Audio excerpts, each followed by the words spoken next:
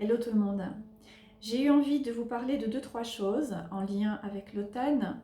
Donc pour l'instant, je profite vraiment de cette magnifique saison.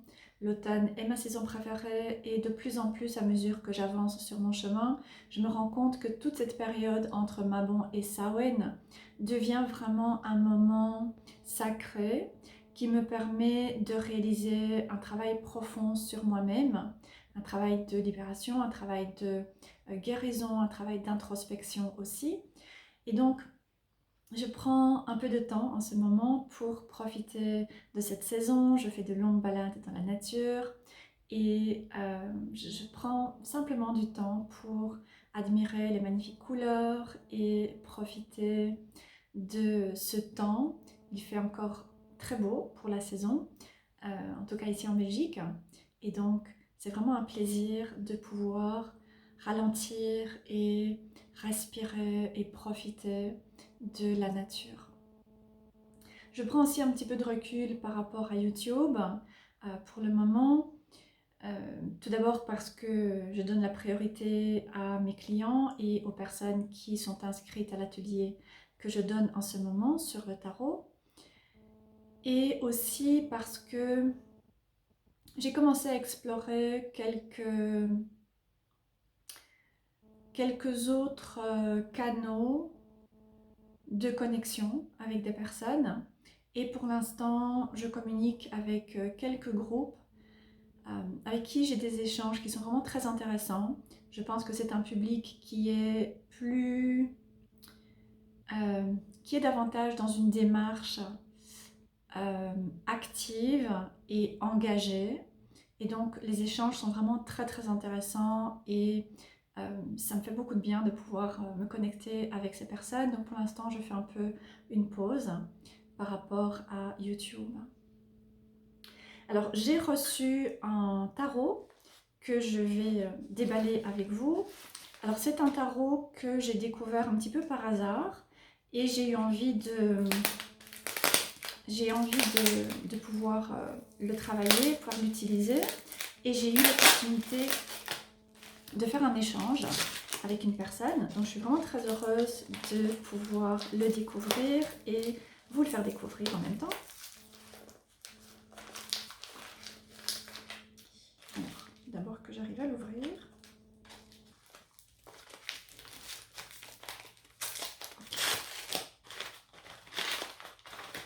Donc, je l'ai reçu ce midi. Et je n'ai pas vraiment fait de recherche par rapport à ce tarot, donc je ne sais pas trop à quoi m'attendre. Ok, voilà.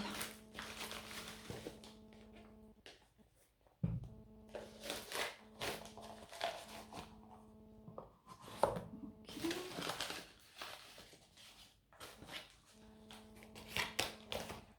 Donc, il s'agit du Tarot V de Alejandro Colucci. C'est un tarot qui est publié chez Los Scarabeo. Alors, je ne sais pas trop à quel moment il est paru. J'imagine que ça doit être indiqué dans le livre.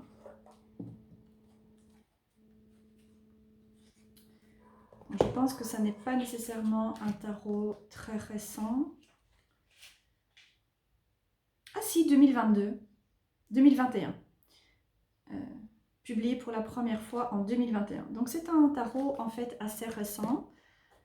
Je pensais qu'il était peut-être plus ancien, donc je l'ai acheté en seconde main, je l'ai échangé.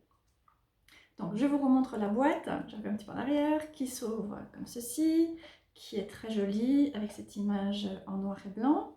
Et ensuite à l'arrière, une autre image.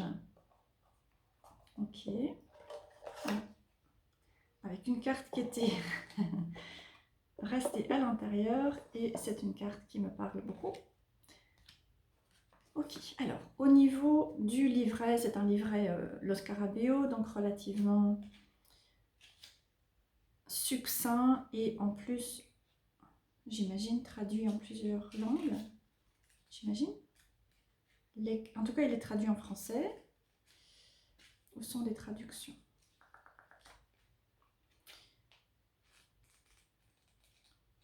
Ah non, il est en français. Il est en français, voilà. Tout le livre est en français. Donc j'imagine que c'est une version traduite ou bien...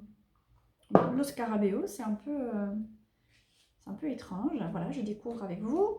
Donc, ce tarot existe en version française, publié en 2021, avec 120 pages d'explications au niveau du livret, une première partie avec une introduction, le tarot dans l'ombre du vampire, travailler sur son ombre, danser dans le noir, comprendre le tarot, structure du jeu, lignée et suite, les cartes de cours, lire les cartes de tarot et la chasse nocturne. J'imagine que c'est un tirage spécifique pour ce tarot. Et ensuite, interprétation et signification, les majeurs, les mineurs.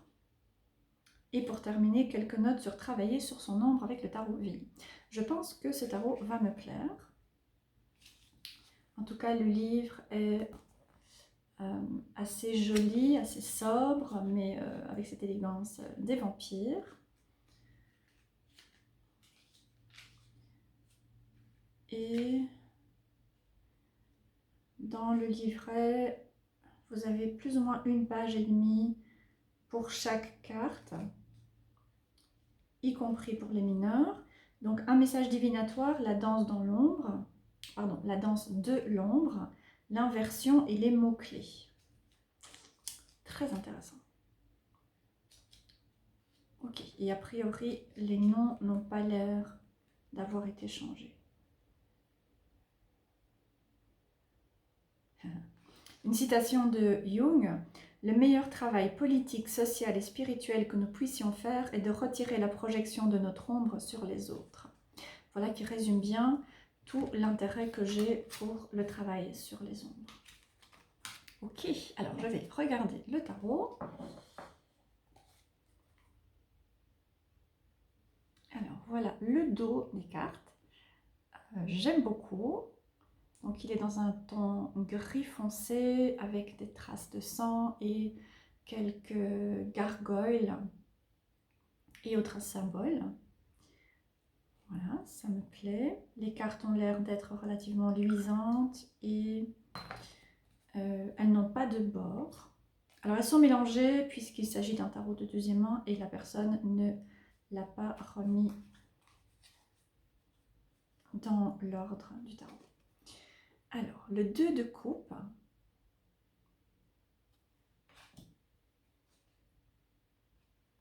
Le monde.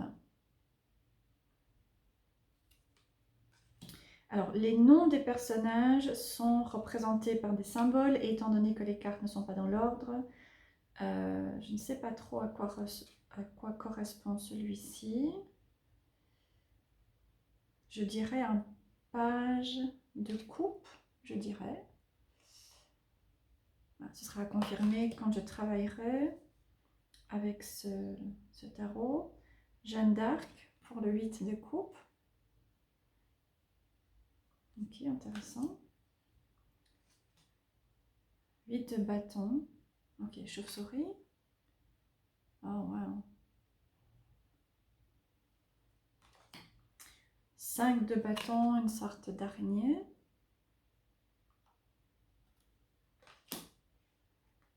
Donc apparemment, ah oui, 6 de bâton. Ok.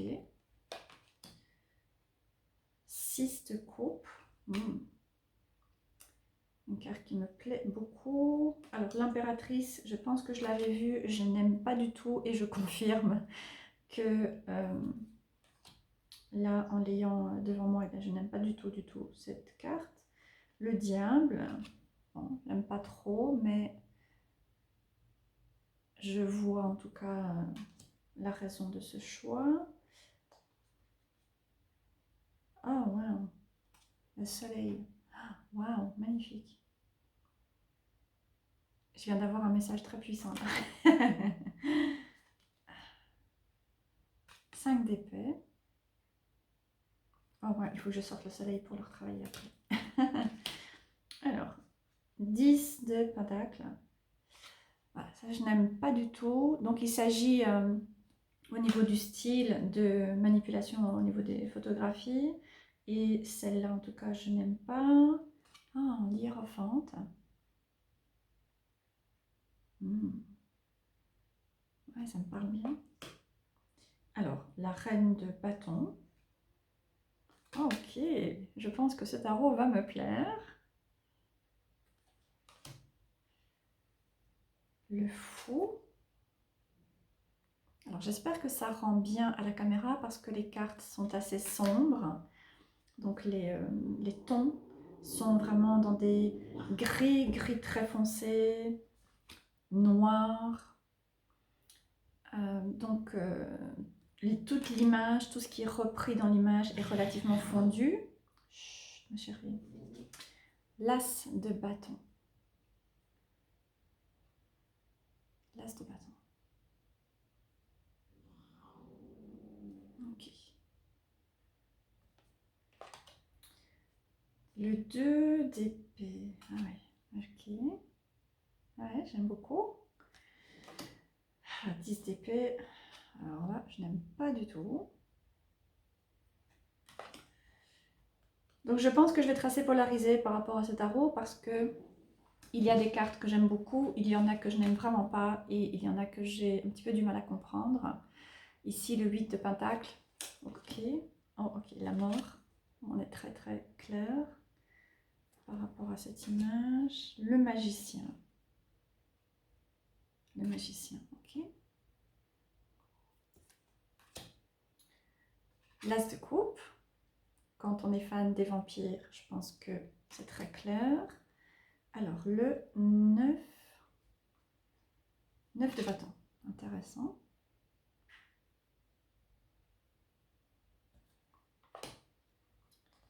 Je ne vais pas vous montrer toutes les cartes.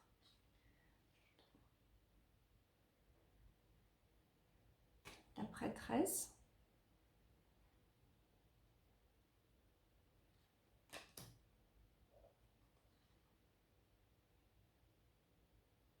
Oui, d'épée. Très intéressant, mais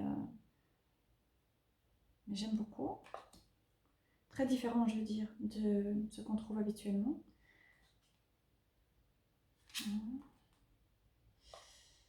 Encore, je pense que ce sont les pages qui sont représentées par cette espèce de masque. Voilà, encore une carte que je n'aime vraiment pas. 10 de coupe. 10 de coupe. Donc ce tarot m'a intéressée parce qu'il s'agit d'un tarot sur le thème des vampires, hein, évidemment, mais qui aborde un style très différent. Donc on n'est plus du tout dans le style vampire, gothique, romantique, comme dans le tarot des vampires par exemple, ou bien comme l'oracle Les Vampires. Ici, je pense qu'on est plus dans un côté gothique très sombre. Et ça me fait vraiment penser, donc voilà, là maintenant je suis dans cette période automne, vampire, et je suis en train de regarder quelques films gothiques, de regarder ou bien re-regarder. Et j'ai regardé Sleepy Hollow avec Johnny Depp, j'ai adoré, c'était la première fois. J'ai regardé aussi hier soir Entretien avec un vampire. Je l'avais déjà vu et ce tarot me fait penser en fait à ce film et à l'ambiance de ce film. Qu'est-ce que j'ai regardé aussi qui était fabuleux? The Skeleton Key. Je ne sais pas du tout comment c'est traduit en français, mais ce film est fabuleux. Donc pour l'instant, je suis vraiment dans les vampires, mais comme je disais, je suis plus trop dans le gothique romantique, je suis beaucoup plus dans le côté très occulte et très... Quel est le terme? Sombre, je vais dire. Je ne trouve pas de terme mystique peut-être. Mystique de Salem et la Nouvelle-Orléans. Je suis obsédée par la Nouvelle-Orléans en ce moment. Et donc, voilà, j'ai regardé pas mal de films, en tout cas plusieurs films, qui sont filmés en Nouvelle-Orléans et qui traitent d'histoires qui se passent en Nouvelle-Orléans. Et donc, j'ai regardé The Skeleton Key, fabuleux. Je pense que c'était un de mes films gothiques vraiment préféré. Je trouve qu'il est très réussi. Et franchement, si vous êtes fan de tout ce qui est gothique, vampire, bon, on n'est pas vraiment dans les vampires, on est plus dans le voodoo, mais gothique, magie, un autre aspect de la magie, ben, je vous le recommande vraiment. Je pense qu'en cherchant sur internet, vous verrez comment il est traduit. Alors ici, le cavalier de coupe. Oui, donc tout à l'heure c'était bien le masque, c'était le page. Et ici, une sorte de bélier, c'est le cavalier. Cavalier de coupe qui est une femme. Non, alors ça c'est le page. Non, je ne sais pas, je suis perdue. Je suis perdue. Justice. Ah, eh bien voilà. Ah non, c'est pas tout à fait eux, mais en tout cas, ça me fait vraiment penser à Louis et Lestat pour le 3 d'épée. Voilà, quand je disais que ce tarot semble avoir ce style, mais je ne m'étais pas trompée. 2 de bâton. Ok. Voilà, il y a tout ce style de cimetière, de mort-vivant.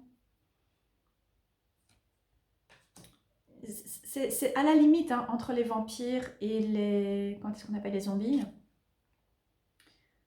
Tout ce côté très occulte, hein, très sombre.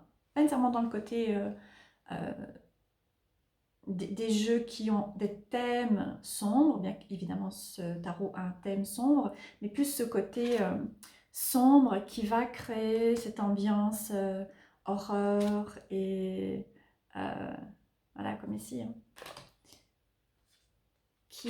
voilà, qui m'intéresse tout à fait pour l'instant. Alors, je vais peut-être accélérer un petit peu parce que je vois que...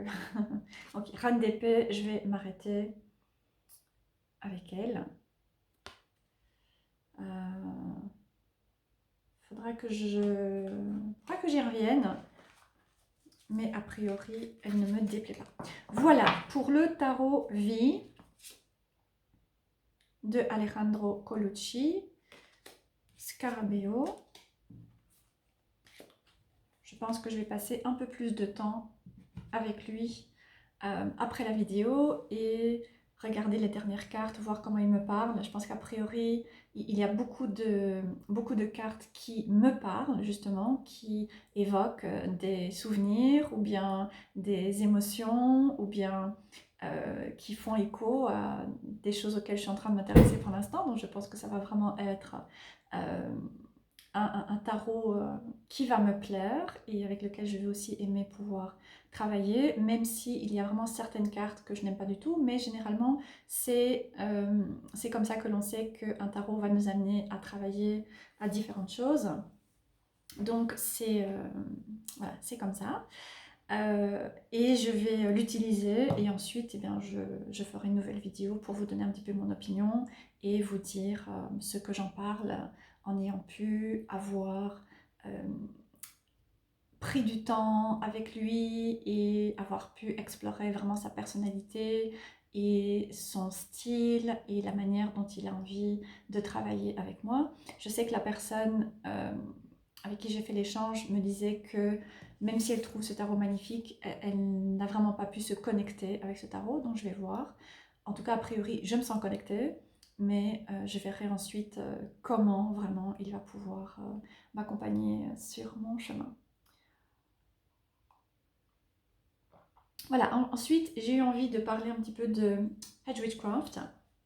Donc vous savez hein, que je me considère entre autres Hedge Witch, donc en partie Hedge Witch, en partie prêtresse, et j'aime beaucoup travailler avec les plantes, avec la nature, et notamment avec les plantes pour m'aider à me connecter et travailler avec les ancêtres, avec des guides et explorer différents aspects de moi, mais aussi d'autres aspects dans un contexte peut-être beaucoup plus large, familial, etc., qui ont besoin d'être travaillés et libérés. Et donc j'ai quelques plantes dont j'ai eu envie de vous parler. Je me suis racheté quelques tisanes. Donc, comme vous le savez, j'aime beaucoup boire le thé. Vous me voyez souvent avec ma tisane. Lorsque je filme une vidéo, j'ai découvert le thé quand j'avais 16 ans, lorsque je suis allée vivre en Angleterre. Donc évidemment, j'ai découvert les thés genre Earl Grey, qui était vraiment mon préféré avec du lait, qui est un thé quand même assez lourd. Et quand je suis rentrée en Belgique, eh bien, j'ai gardé cette habitude, ce goût pour le thé, mais assez rapidement, j'ai eu envie d'explorer d'autres choses. J'ai découvert tout l'univers du thé, qui est une de mes passions depuis. Et donc, je suis très amatrice de thé vert et de thé rouge principalement. Très occasionnellement le thé noir, mais généralement beaucoup plus le thé vert et le thé rouge. Donc, j'ai certains classiques, comme par exemple, pour l'instant, j'ai un magnifique sencha qui est, qui est très associé à l'élément eau, que je trouve vraiment fabuleux. Et j'ai aussi un pu'er, un thé sombre, que j'ai découvert, je pense que c'était en début de cette année, vers le printemps. Et voilà, j'adore, donc il est vraiment devenu un de mes classiques. Et ensuite, j'ai eu envie d'autre chose. J'avais vraiment envie de tisane qui allait me permettre de me sentir dans cette énergie de l'automne, de Mabon, de Samhain, quelque chose de rond, de chaleureux, avec des notes gourmandes, etc. Et en faisant quelques recherches et en étant conseillée par de très chouettes personnes, j'ai découvert des petits trésors. Alors j'ai deux thés du Palais d'été. C'est une boutique qui existe en Belgique, je ne sais pas si elle existe en France aussi. Et j'ai acheté dans ma bulle. C'est une tisane que je convoite déjà depuis quelques mois. Je pense qu'elle est sortie il n'y a pas très longtemps. Mais voilà, je l'avais déjà repérée, mais j'attendais le bon moment. Et là, quand je suis allée dans la boutique, eh bien, c'était le bon moment. Si seulement je pouvais vous faire sentir l'odeur de cette tisane, c'est à tomber par terre. Alors, c'est principalement de la racine d'ashwagandha avec du cacao et de la vanille. Je vais essayer de vous montrer à la caméra. Voilà. Donc, c'est vraiment très gourmand et on sent très fort l'odeur de chocolat. Vraiment très rond, et c'est du chocolat qui, je pense, n'est pas nécessairement sucré, ou en tout cas vraiment très peu. Donc c'est un chocolat assez amer. Alors il y a de l'ashwagandha, de la vanille, du chocolat, et je pense que c'est plus ou moins tout. Alors j'ai déjà parlé dans une vidéo précédente par rapport à cette thématique de Hedgehog de la racine d'ashwagandha. Donc personnellement, lorsque je suis lorsque je vis des périodes de grand stress, mon cycle a tendance à s'inverser. Et le matin, quand je me lève, j'ai vraiment beaucoup de mal à me lever, j'ai vraiment beaucoup de mal à démarrer la journée. Et ensuite, à partir de 3 heures, voilà, là il est 15h15, à partir de 3 heures, comme ça, eh bien, je commence à avoir de l'énergie, je commence à me sentir bien et je commence à avoir envie de faire tout un tas de choses. Mais alors, vers 23 heures, parfois même minuit, et ben, j'ai toujours pas envie d'aller me coucher. Et donc, j'accumule finalement du sommeil à récupérer, parce que je suis une lève-tôt de manière générale, je n'arrive pas à dormir tard le matin. Et donc, voilà, j'accumule de la fatigue. Et je me suis rendu compte en fait qu'il s'agissait d'une inversion au niveau du cycle circadien, et que l'ashwagandha est absolument fabuleuse pour restaurer ce cycle, pour le remettre, euh, pour restaurer ce cycle. Et donc, je pense que c'était vers juin et juillet, j'ai fait une cure assez intensive de racine d'ashwagandha. J'avais acheté un paquet et je l'ai vidé. Et ça m'avait vraiment permis de pouvoir retrouver mon cycle de veille et de sommeil. Et puis là, depuis début septembre, j'ai encore vécu pas mal de stress et j'ai senti que de nouveau, je me retrouve dans ce même schéma. Donc le fait qu'il y ait de la racine d'ashwagandha dans cette tisane en plus de la vanille du cacao qui apporte toute cette rondeur et ce côté vraiment réconfortant et très cocon, avec ce nom hein, dans ma bulle, c'est tellement, tellement approprié. Ça m'a beaucoup parlé et donc ça fait maintenant une petite semaine que je reprends ce thé et je commence à sentir que tout doucement, j'ai l'impression que voilà, mon cycle est en train de se rétablir et je, voilà, je suis vraiment très contente d'avoir pu trouver cette racine avec la combinaison du chocolat et de la vanille. Ensuite, j'ai aussi craqué pour une autre tisane qui s'appelle le thé merveilleux avec une base de thé vert et ensuite des amandes et de la pistache. Et là aussi, l'odeur est incroyable. C'est, je ne saurais même pas décrire. Alors, j'aime beaucoup les thés dans lesquels il y a de l'amande. Voilà, dès le départ, c'est quelque chose que j'aime beaucoup. Je ne suis pas particulièrement fan de pistache, mais depuis quelques semaines, j'adore la pistache et j'ai envie de pistache. J'ai mangé de la glace à la pistache et puis maintenant, je viens de m'acheter de la tisane du thé à la pistache. Voilà, je vous montre le thé. Donc, il s'agit du thé vert et ensuite, vous avez des, voilà, des pistaches entières qui sont dedans. Et l'odeur est incroyable. Donc, pour l'instant, en automne, j'ai mon odorat qui est tellement, tellement éveillé. C'est un plaisir de pouvoir simplement respirer cette odeur. Et vraiment, le thé est vraiment aussi bon que l'odeur. Et c'est d'ailleurs le thé que j'ai en ce moment. Et voilà, je le savoure avec vraiment énormément de plaisir parce qu'il est merveilleux. Je pense que c'est le cas de le dire. Et ensuite, j'ai trouvé un autre type de thé. Alors, ce n'est vraiment, mais vraiment pas le type de thé que je vais habituellement choisir. Mais en allant récupérer un colis dans une boutique, ce thé était sur le comptoir, tout seul. Et voilà, il m'a vraiment parlé. J'avoue que la boîte, le style de la boîte, c'est vraiment ce qui m'a plu en fait. Et donc j'ai demandé si ce thé était bien en vente et je l'ai acheté.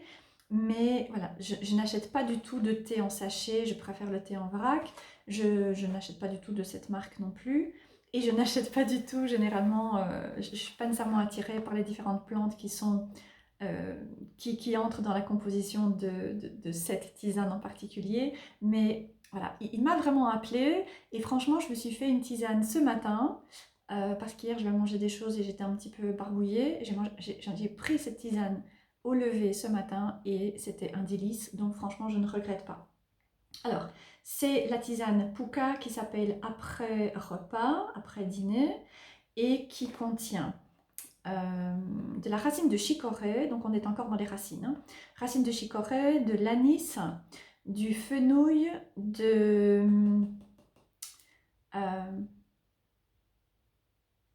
licorice. Je ne trouve plus le nom. Comment est-ce que l'on dit? Non, je ne trouve plus. Licorice. C'est une plante que je n'aime vraiment pas. Et là, je bug sur le nom. De la cardamome, de l'orange et du gingembre. Voilà, donc on est encore dans un mélange avec des racines et avec aussi des graines. Et pendant cette période, hein, je trouve que c'est vraiment très intéressant de travailler avec les racines, travailler avec la notion de racine, travailler sur ce qui nous permet de pouvoir être vraiment stable et donc de ne pas vaciller, voire nous effondrer lorsque des choses difficiles peuvent nous arriver dans notre vie. Donc c'est vraiment quelque chose qui fait écho à ma propre expérience. Donc j'aime beaucoup travailler avec les racines en ce moment. Et ce mélange de racines et de graines m'a aussi beaucoup parlé pour me permettre de vraiment aller travailler à ces fondations, consolider mes fondations et ensuite permettre de laisser s'éveiller de nouveaux potentiels. Donc voilà, j'aime vraiment beaucoup et je travaille avec ces trois tisanes, déjà pour le plaisir, mais aussi par rapport à cet aspect de guérison. Et ensuite, j'ai aussi quelques huiles essentielles. J'ai le magnolia, qui est le mélange en touch de chez doTERRA. Donc il s'agit d'un roll-on comme celui-ci que vous pouvez très facilement appliquer. Ça fait déjà un petit moment que je l'ai, je l'utilise très souvent, surtout le soir, ou alors quand je me sens vraiment particulièrement stressée. Mais je l'aime beaucoup pour accompagner ce travail sur les racines et pour aller libérer des choses par rapport à des ancêtres ou bien par rapport à des vies passées, pour vraiment me permettre de me connecter aux annales akashiques et aller voir ce qu'il est temps de laisser aller, ce qu'il est temps de rééquilibrer, ce qu'il est temps peut-être d'aller chercher aussi. Parce qu'évidemment, il n'y a pas que de mauvaises choses au niveau de nos ancêtres. Des ressources aussi qu'il est temps d'aller chercher avec des ancêtres, avec des vies passées, pour m'aider sur mon chemin aujourd'hui. Donc le magnolia. Ensuite, j'ai repris aussi récemment le vétiver, qui est aussi une racine qui est très, très épaisse, un petit peu visqueuse. Et le vétiver m'aide beaucoup en fait par rapport à ce travail que je suis en train de faire pour l'instant. Donc maintenant que j'ai pu me poser, je peux maintenant, voilà, que j'ai retrouvé cette stabilité dans ma vie, même si elle a encore besoin d'être consolidée, mais je peux maintenant me poser et je peux maintenant revenir dans le corps et aller travailler à toutes ces souffrances qui ont été inscrites ou bien qui ont été réveillées à travers ce que j'ai vécu récemment sur le plan physique, sur le plan émotionnel, sur le plan spirituel, sur le plan psychique, et encore une fois travailler dans les différentes couches personnelles, familiales, ancestrales, vie passée, etc. Donc le vétiver me permet vraiment de pouvoir me poser et faire ce travail, aller confronter des souffrances. Donc je trouve en fait que le vétiver c'est en tout cas pour moi, c'est une huile essentielle vraiment idéale pour me permettre de faire du shadow work, de travail sur les ombres en profondeur, sans risquer d'avoir des résistances ou bien de m'éparpiller ou voilà, ce genre de choses. Et pour terminer, je travaille aussi avec le Siberian Fir, donc le sapin de Sibérie. Personnellement, j'adore cette odeur. Ça et le Black Spruce, l'épinette noire, oui. Ce sont vraiment mes senteurs préférées au niveau des huiles essentielles, notamment chez doTERRA. Voilà, j'adore le Siberian Fir. Et je travaille aussi beaucoup avec la magie des arbres, puisque là où je suis, eh bien, je suis entourée de beaucoup d'arbres et d'arbres assez spécifiques, puisque je me trouve tout particulièrement entourée de frênes et aussi de sapins. Donc voilà, je travaille avec ces arbres, avec la sagesse et la magie des arbres aussi, pour m'apporter là encore ce support et ce soutien par rapport à ma pratique, pour me permettre de laisser aller encore une fois différents aspects que je peux avoir pris ou bien qui ont pu m'être transmis de générations passées ou bien à travers les croyances dans ma famille, etc. Donc voilà, ce sont les différentes plantes que j'utilise pour l'instant par rapport à ma pratique Hedge Witchcraft. C'est vraiment cette période pour l'instant entre Mabon et Samhain, et en plus la pleine lune en bélier que nous avons eue hier. Je suis bélier, donc elle m'a vraiment beaucoup parlé, elle continue à me parler. Je trouve que c'est vraiment un moment pour pouvoir se défaire en fait de ce qui ne nous sert plus et pouvoir revenir, pouvoir commencer à libérer tout un tas voilà, d'héritages, de passé, encore une fois, de nos ancêtres ou bien de vies passées qui ne nous servent plus, pour pouvoir petit à petit commencer à être davantage nous-mêmes et pouvoir être beaucoup plus clair par rapport à qui nous sommes et la manière dont nous exprimons aussi qui nous sommes. Voilà. Et pour terminer, je me suis fait un petit plaisir en m'achetant une bougie en l'honneur d'Hécate. C'est une divinité avec laquelle je travaille maintenant depuis, je dirais, une bonne année. Et j'ai trouvé cette bougie sur Etsy. Donc je l'ai reçue avec une petite représentation de Hécate et la clé. Donc voilà, je vais pouvoir utiliser cette bougie en l'honneur de Hécate, de cette déesse qui m'accompagne dans l'obscurité et la lumière, et qui me permet de vraiment faire un travail très très intéressant. Voilà, la vidéo est assez longue, donc je vais m'arrêter là. J'espère que différentes choses dont j'ai parlé auront pu vous intéresser ou bien peut-être faire écho par rapport à où vous en êtes aujourd'hui. Si vous souhaitez aborder différents aspects en lien avec ce que vous vivez, avec des choses que vous travaillez aussi par rapport aux ancêtres, par rapport à des vies passées, n'hésitez pas à me contacter pour une session, pardon. Donc je propose des consultations en ligne ou bien en présentiel pour les personnes qui peut-être habitent dans les environs, mais j'ai aussi la possibilité d'avoir des consultations qui se font en ligne par Skype ou bien par vidéo, et toutes les informations sont reprises sur mon nouveau site qui se trouve sur Etsy et qui s'appelle Moonraven17. Le lien est en dessous de la vidéo. Et si quelque chose ne vous semble pas clair, eh bien n'hésitez surtout pas à m'envoyer un message pour me poser des questions. Je serai heureuse de pouvoir vous éclairer et peut-être vous accompagner dans le choix d'une session, bien d'un atelier ou bien d'une formation. Voilà. Et qu'est-ce que je voulais encore dire?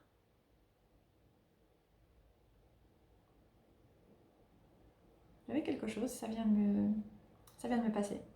Donc oui, voilà, n'hésitez pas à vous abonner à cette page sur Etsy pour pouvoir être au courant, pour pouvoir être informé lorsque je crée un nouvel atelier ou bien lorsque certaines sessions sont peut-être retirées pendant un certain temps parce que j'ai besoin de prendre un moment pour moi, et lorsqu'ensuite elles sont à nouveau disponibles. Donc voilà, vous pouvez liker la boutique, et comme ça vous êtes informé de l'évolution, je vais dire, de ce que je propose. Voilà, je vous souhaite une très bonne journée, un très bon week-end, je vous embrasse et je vous dis à bientôt.